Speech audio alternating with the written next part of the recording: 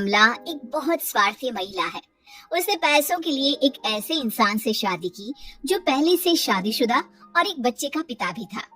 कमला के पति को मरे हुए एक अरसा बीत गया है। अब वो अपने सौतेले बेटे वैभव के साथ रहती है। वैभव के दिल में अपनी माँ को लेकर इतना डर है कि वो अपनी माँ के सामने एक शब्द नहीं बोल पाता। उसकी माँ जो कहती है उसको सर झुकाकर वही मानना पड़ता है। वैभव, तुमने अभी तक घर का काम क्यों नहीं किया? तुमसे कितनी बार कहा है कि सूरज निकलने से पहले तुम घर की साफ सफाई पूरी कर दिया करो। वैभव कुछ नहीं बोलता, चुपचाप सर झुकाए अपनी माँ की बात सुनता रहता है।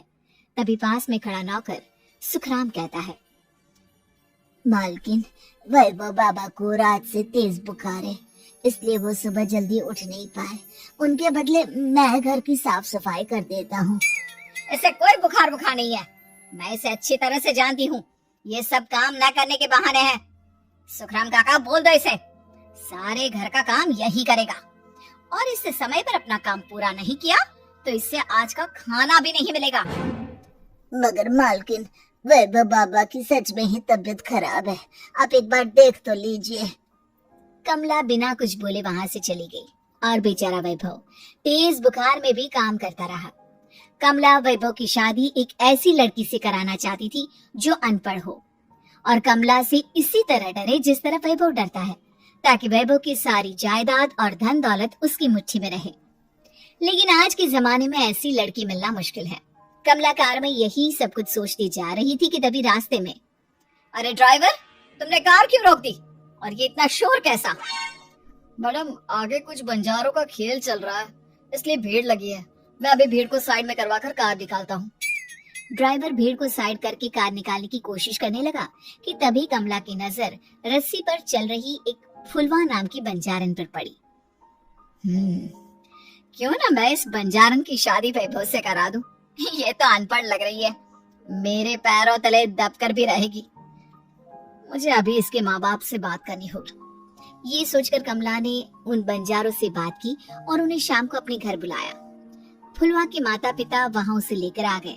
उन्होंने इतना आलीशान घर पहले कभी नहीं देखा था। अच्छा हुआ आप लोग आ गए। देखिए, मुझे घुमा फिरा कर बात करने की आदत नहीं है, इसलिए सीधे सीधे मुद्दे पर आती हूँ। मुझे आपकी बेटी बहुत पसंद है। मैं अपने इकलौते बेटे की शादी आपकी बेटी फुलवा से कराना चाहती हूँ। इसके बदले में आप जो चाहो वो ले सकती है।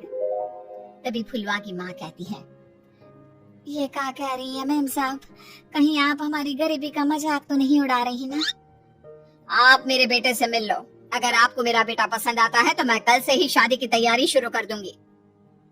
सुखराम, वैभव को लेकर आओ। फुलवा अपनी माँ के कान में फुसफुसाती है, माँ, कहीं इस मेम साहब का छोरा पागल तो ना है? फुलवा अपनी माँ से बात कर रही होती है कि वैभव वहां आता है। फुलवा उसे देखती ही रह जाती है और उसके माता पिता उसकी शादी तय कर देते हैं। शादी वाले दिन किसी को फुलवा और वैभव की बेमेल विवाह की बात समझ में नहीं आती। फिर भी एक औरत कमला से पूछ ही लेती है, कमला जी, आपने अपने इकलौते बेटे की शादी देहाती गवार से क्यों करा दी?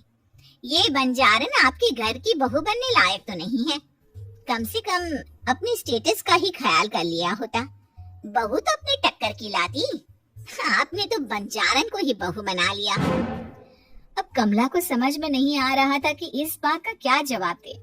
वो कुछ देर चुप रही और सोच समझ कर कहती है, बहन जी, आपको तो पता है आजकल के बच्चे किसी की बात कहाँ सुनते हैं। मैं तो अपनी बहू एक पढ़ी लिखी और अपनी सोसाइटी की ही ढूंढ रही थी।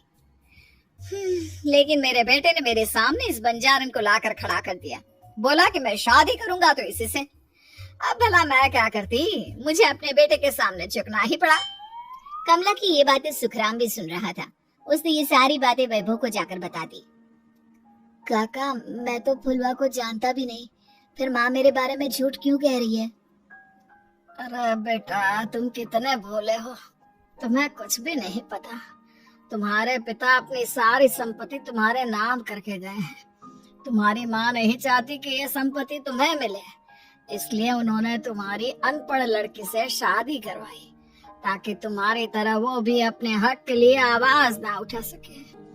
सुखराम काका, मैं क्या करूं, आप ही बताओ। माँ के सामने आते ही मेरे हाथ पैर कांपने लगते हैं। मैं माँ को कुछ भी नहीं कह पाता। वे दोनों बात कर ही रहे थे कि अचानक कमला वहां गई। कमला को देखकर दोनों घबरा गए। तुम दोनों फिर कभी बातें कर लेना, अभी फेरों का समय हो गया है, चलो जल्दी आओ। इस तरह फुलवा और वैभव की शादी हो गई। अगले दिन कमला ने फुलवा को बुलाया और उसे नसीहत देने लगी। देख बंजारन, तुझे मैंने अपनी बहू बना तो लिया है, लेकिन तुझे इस घर में आँख कान मुंह बंद करके रहना होगा। घर का काम कर और अपने पति से मतलब रख, समझी? कमला का ऐसा रवैया फुलवा को बिल्कुल समझ में नहीं आया। उसने वैभव से इस बारे में बात की। सुनिए ना, माँ जी ने जिस तरह मुझसे बात की मुझे अच्छा नहीं लगा।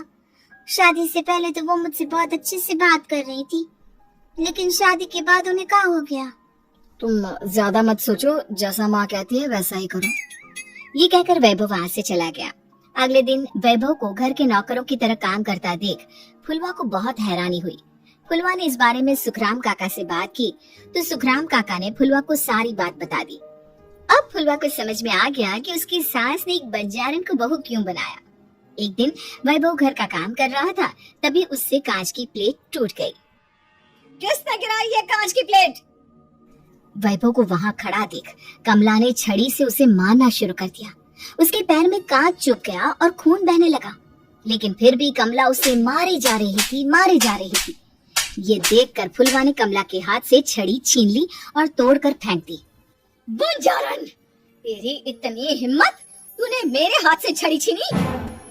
कमला फुलवा को थप्पड़ मारने ही वाली थी कि फुलवा उसका हाथ पकड़ लेती है। ओ सस माँ, मैंने मॉम की गुड़िया ना समझ लियो। बंजारन हो बंजारन, ईंट का जवाब पत्थर से देना जानती हूँ। आज के बाद मेरे या वैभव जी के ऊपर हाथ उठाने की सोचो भी ना, समझी ससु माँ? ये कहकर फुलवा वैभव को लेकर वहाँ से चली गई। उसने वैभव के पैर पर पट्टी बांधी, उसके आंसू पोंछे।